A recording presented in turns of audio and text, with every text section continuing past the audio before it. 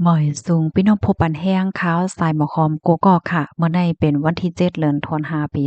2025ในตอนรายการเฮาค่ะตอนในเดียวเนาะพี่น้องค่ะมารับถอมด้วยข่าวง้าวฝนลมว่าจังหนังไหนค่ะเมื่อวันที่6เดือนธันที่5ปี2025ในอยู่ที่ห้องการฝ่ายฟิงฟ้าราศีเลยออกมาเปิ้นเผาลาดว่าในวันที่9ถึงวันที่12เดือนธันวาปี2025ในเตจังมีฝนตกที่เมืองไทยตอนเหนือป้าเจม ตั้งปอตอนแลนเลียนเจ้าในว่าหนังไหนเนี่ยค่ะเอาก็เปิ้นนั้นแลย้อนให้ก้นวันก้นเมืองติดตามถ่อมข่าวเงาอยู่ตาเสว่าเนี่ยค่ะเบิ่งฟังหางเงาไล่ฟิล์มฟ้าราศีอันเดจังเป็นในวันที่9ถึง12ในเดก็เดี๋ยวมีฟ้าฝนตกลงมา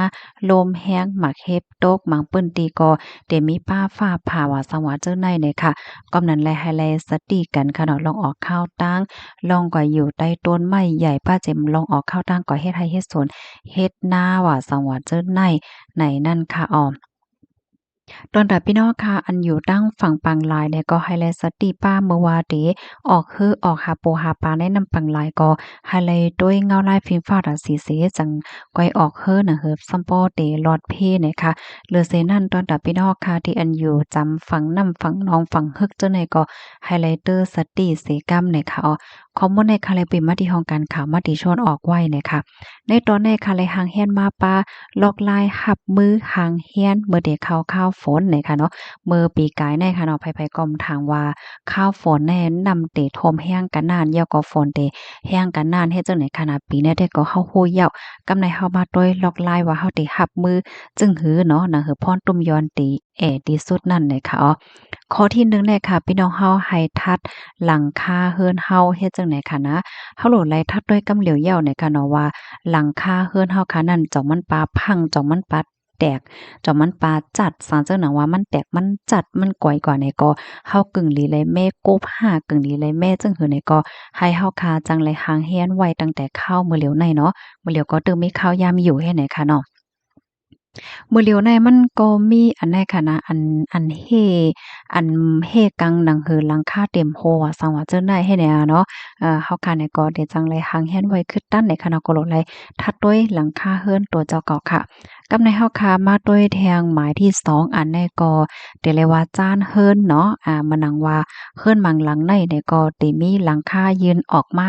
เหมือนตั้งแต่ก็ล่มป้อแห้งฝนป้อแห้งเนี่ยก็ มันเฮไหลอยู่ใกล้กับมือเหลียวในสันเจิ้นหนังว่าฝนลงล่มลงมาแห้งโลจ่องมันซ้ำเตเฮไหลยาวหาเนี่ยก็ให้เฮาคาทัดด้วยค่ะเนาะสันเจิ้นหนังว่ามันปอดแห้งหนาเงียเพิ่นเฮาคานั่นในกึ่งลิเมคว้าค่าสังหาเนี่ยก็ให้เฮาคาเนี่ยก็จังไหลหางแฮนไหลโตตันนั่นขนาดเนาะกำนันแลทัดด้วยเนี่ยค่ะปยก็มาเที่ยงตอนหนึ่งเนาะ อันในตั้งปอตอนพี่น้องค่ะห้องว่าสังค่ะในตีเฮิรนเนี่ยมันได้มีมใจค่ะตีหลังคาเฮิรนในคณะปอเหมือนจึงหนังว่าไม่ไหม้คงว่าลีนว่าหังว่าในมันมาเต็มไว้ในจึงมันก็เฮ็ดให้น้ำในอำจังไหลออกไหลหลีเฮ็ดจังได๋ค่ะเนาะกำนันแลให้ไหลเฮ็ดลองมดใสตอนน้ำในนะจังหนังที่เฮาคาหันตีในแคบหางในเหย้าในค่ะนะก้อมใต้เฮาคามันมีความลาดมันค่ะก็ห้องว่าอาก ลิ้นเนี่ยค่ะพี่น้องเขาห้องว่าสังคะแน่มันเตเหมือนจังหนังออกลอกๆอ่อนไหวให้ไหนขนาดตั้งไทยเขาได้ก็ห้องว่าตอไหนใกล้ค่ะตอว่าห้างน้ำจังไหนอะนะ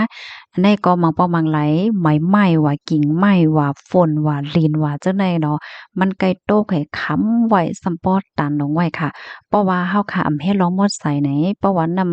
น้ำฝนตกลงมาเนี่ยมันก็ได้เฮ็ดให้น้ำอำจังไหลหนีเฮ็ดให้เขาก็ เฮ็ดปันลมพดใส่มันป้าเนี่ยค่ะนะปากห้างลิ้นเนี่ยค่ะอันตั้งพี่น้องเขาเอาว่าสังจะละเนี่ยมาปันไลเนี่ยค่ะเนาะตีหนึ่งเลยตีหนึ่งก็ได้ห้องอำเพิ่นกันค่ะเนาะ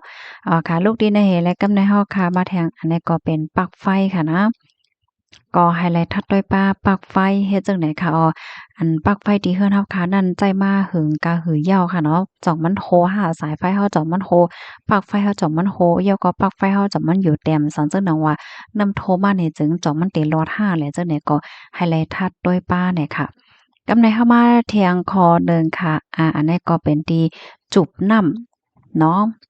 ข้อที่4ได้ค่ะเพราะว่าเฮาค่ะมีไว้ปั๊ม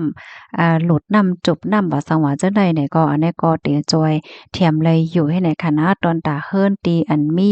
จ้านไตลิน5อำนั้นก็เป็นปื้นตีอันใกล้ย่า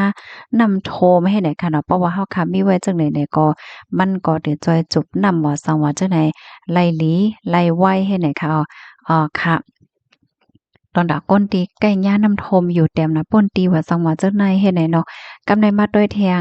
แนะซำเป็นผาเฮิรนสีเฮิรนตัวเจ้าเก่าได้ค่ะเนาะ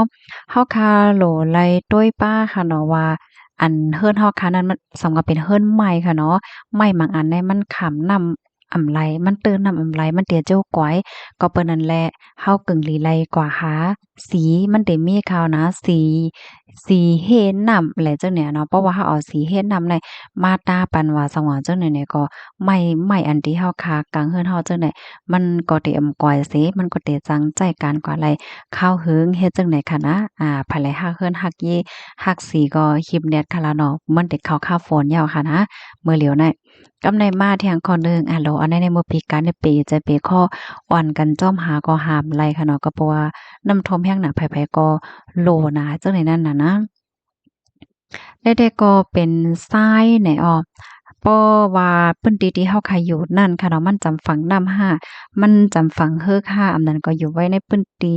แต้มจังมีตื้อตั้งนำทมนำนองเพราะว่าไหนก็ให้เฮาค่ะนั่นค่ะเนาะซื้อไว้ทรายเนาะทรายใส่จานจังหนังหันที่ในแค่พังแนวค่ะอำนั้นก็สอนจังหนังว่าเฮาค่ะมีไว้อำนั้นก็จังกาเอา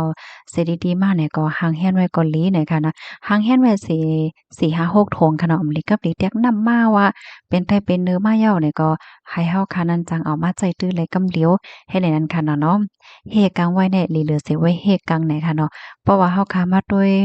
หมางก้อค่ะเนาะหมางก้อหมางก้นหมางนาเฮิรนในเปิ้นมีวิทยาลีน่ะหมางเฮิรนในเปิ้นยากกว่าเขาก็ยากเฮ็ดจังได๋ก็มีนั่นค่ะน่ะอ๋อค่ะ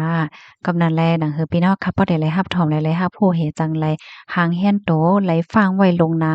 ไว้นั่นก็สืบเปิ้นแพร่แชร์กว่าใส่กำค่ะเนาะคอมเมนต์ตอนได้แต่ก็ค่าเลยไปอีกมาที่เว็บไซต์อันมีชื่อว่า smellsource.co.th ออกไว้นะคะยินจมกูก็ที่รับถอนปันแห้งค่ะย้อนให้อยู่เลยกินหวานและหลอดเพกันค่ะนะหมอยซุงค่ะ